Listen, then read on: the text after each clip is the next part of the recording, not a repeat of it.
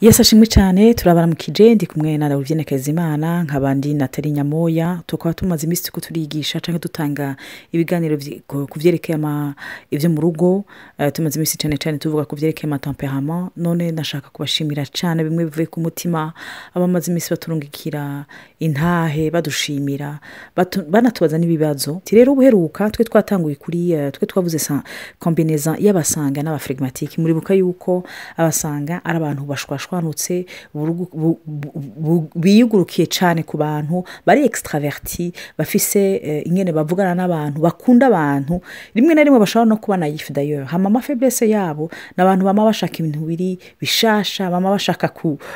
plaire aux autres hari abantu aramunigeze kunyandika ati je ndakura ibintu biteruma bishasha yuko nivyo ndimo nguma ndondera kongereza numva umenga nshaka ibintu biri bishasha rero nivyo nabantu bashaka kuba superficiel bari très instable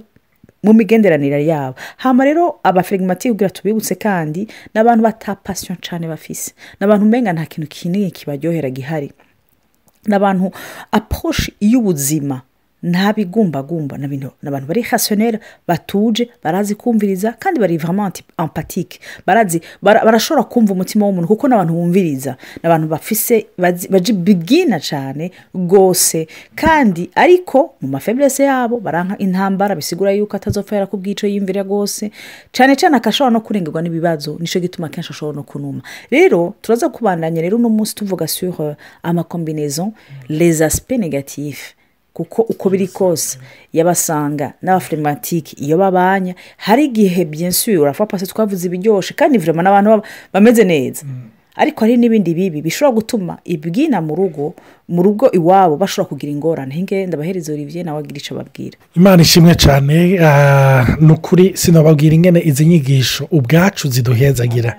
ubwacu zidufasha novuga zasubiye kudushira ahantu menga ziriko ziratugurura amaso umuntu agatahura encore plus profondément ubundi areyagisukunye kubera iki cyangwa akavuga ati ndazi muri situation no reyagisuku kubera niko nsanzwe ndeyagise mugabo yunye abitahuruko langaje yumva wewe niyi reka ndabingene ndabikora rero turabashimiye n'ukuri Imana yanyigishije ubushobozi buri mu gushima nico gituma burya nkuko mu cete Yohana yanditse avuga ngo ni gute wokunda Imana utabona kandi ukanka umwana w'umuntu ubona nanje ndabihindura gatoyi kubinyerekeye havuga ni gute noshima Imana gusa ntabona ariko sinshimire n'umuntu mbona ni vyiza gushima Imana ariko ni na vyiza navyo gushimira abantu turabashimira rero hari umuntu yadushingiye intahe imbere yuko tuvuga ayo mapoint nagomba kubasomera gatoyi kugira ndabatera intege yatwandikiye atubwira ati jewe nkigira mariage nashikiye novuga muri belle famille hama bose bari bafise temperament itameze uko narimenyereye hama baguma baraba utuntu twose moindre geste bagakritika kandi bagakritika aho tuvoa utuntu twose uko babikora bobo bumva yuko ibintu vyokorwa mu buryo kanaka hama gushika n'umunsi wa mariage yacu barakritize bavuga yuko ntambaye mu buryo bwiza utuntu twiza barakritika ikanzu abashurwe n'ibindi hama birambabaza cyane nibaza yuko basanze yuko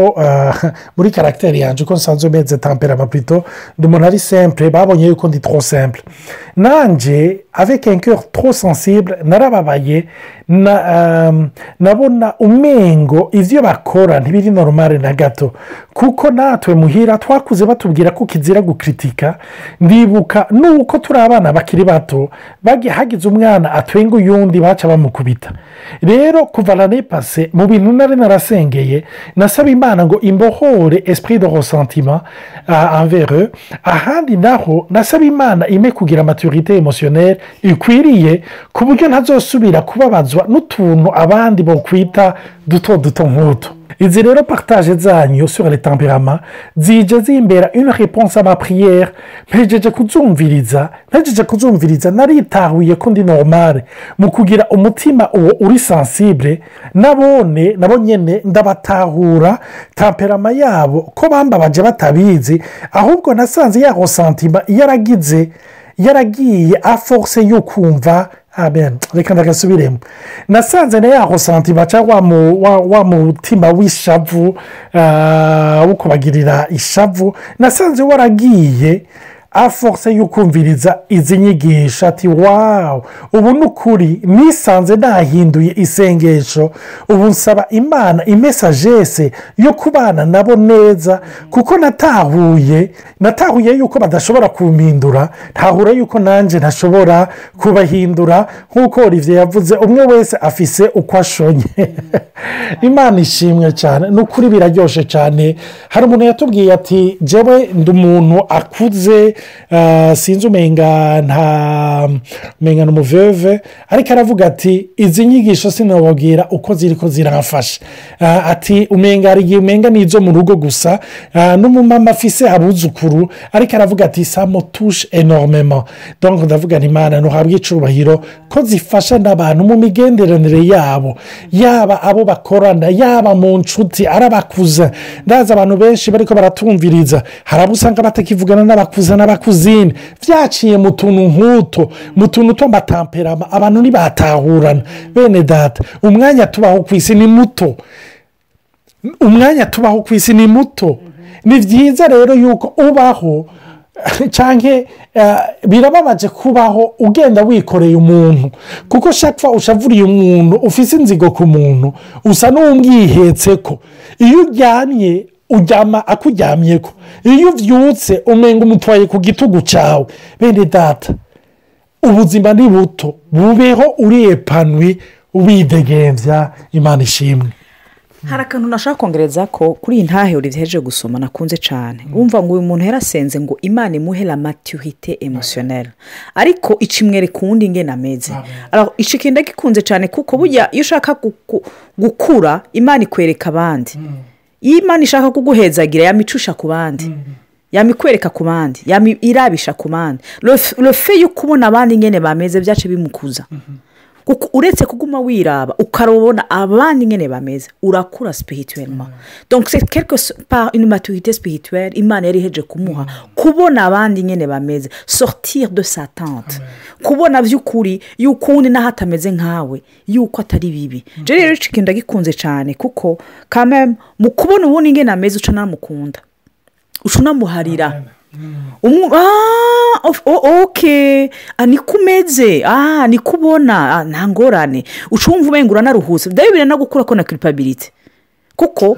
uko biri kose umwana w'umuntu yamashaka ko gira imigiranire myiza n'uwundi kandi muri effort n'igituma tunababazanya c'est parce qu'on a essayé tuba twaragerageje bivuye ibwina none kabasha none kuje Olivier ndamukunda no bigenda gute yuko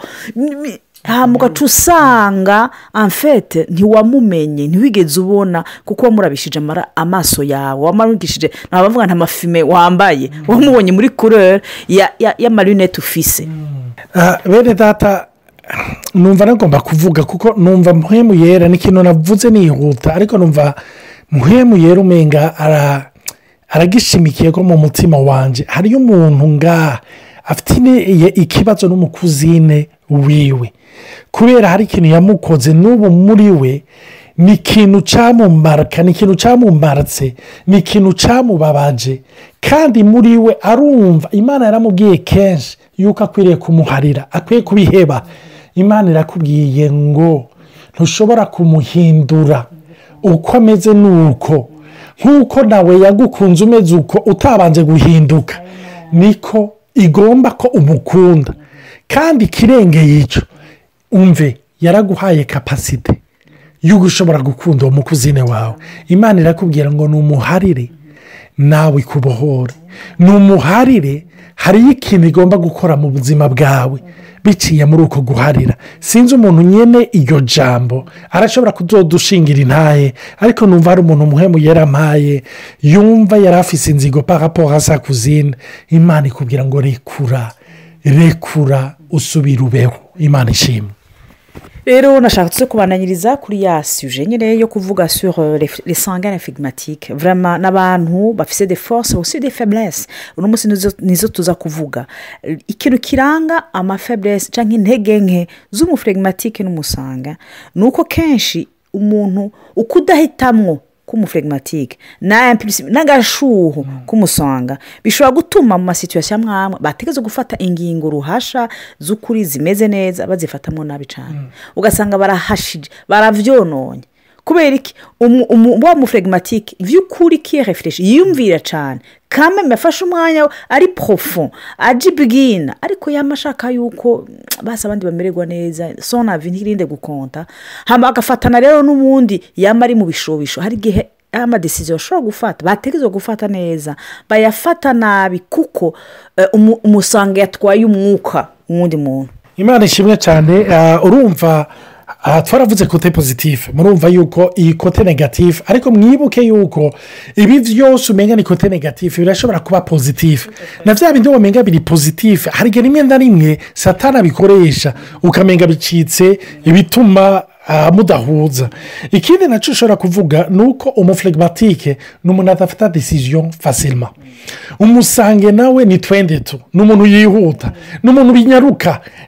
Kenshi rero umusange arakunda gukomeretsa umuflegmatique kuko usanga yafashe amadecision umuflegmatique atafashe amadecision kandi usange nk'akarorero umugabo w'umusange hari igihe amubaza rimwe kabiri ugasanga umuflegmatique ntamwishuye maze umugabo ayibana umenga wewe ni ikintu cy'umuriro cyamwakiyemwo ifo ko widebarasa ifo yuko abinyarutse maze ukaca usanga rero uwo muflegmatique agizeho santima sur plusieurs années même ugasanga rimwe na rimwe ni ikintu abitse muri we. Kenshi rero iyo umusange atagiriwe amahirwe ngo atahure yuko byamumaritse ngo agaruke ngo bavugane ngo amubaze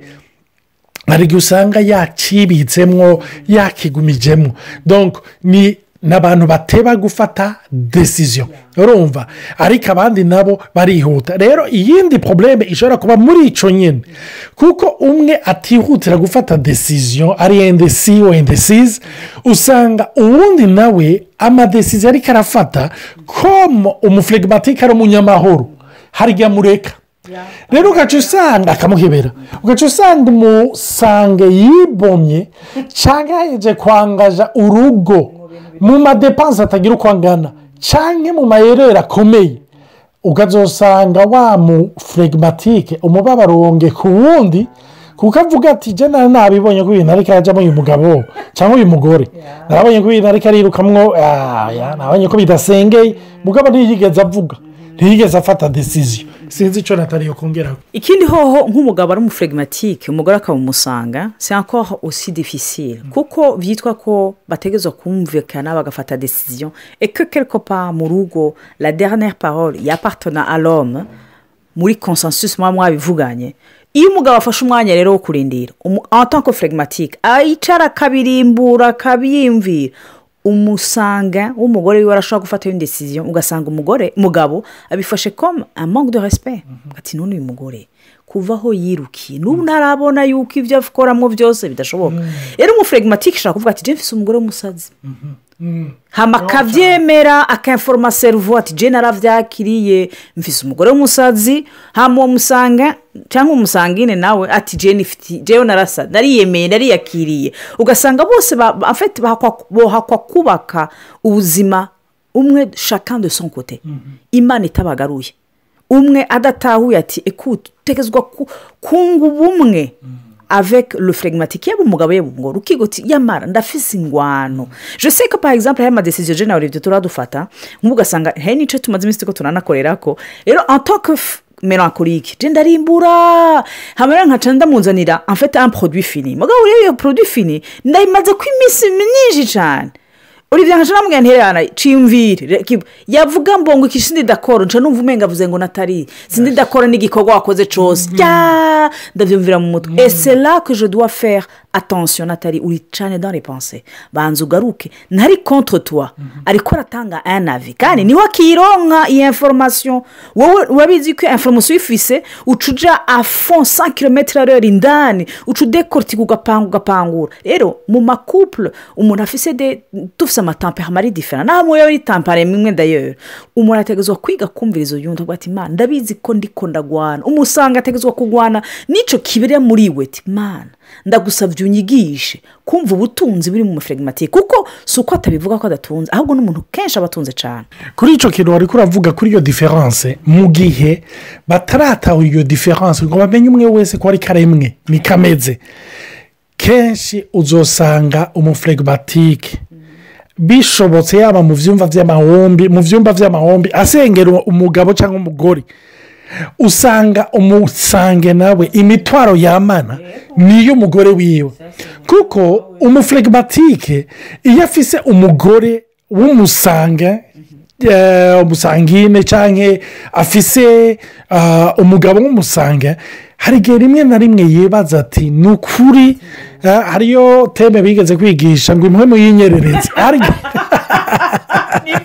hari igihe umenga umugabo cyangwa umugore afise imwe mu yinyererezi umenga afise ikintu kimushibura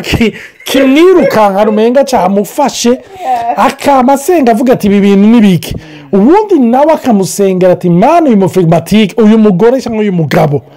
ni ukuri iyi mwe mumenga ni ukuri umenga baramusudiriye umenga arakanye umenga nta buzima urumva hari n'igihe ushobora kwibaza ngo mbega ngo uyu muntu ngo arakijijwe rwose ngo uyu muntu ariyangaje kabisa pasitori yatubwiye umurimo tuzokora none uyu nyine batabusushemo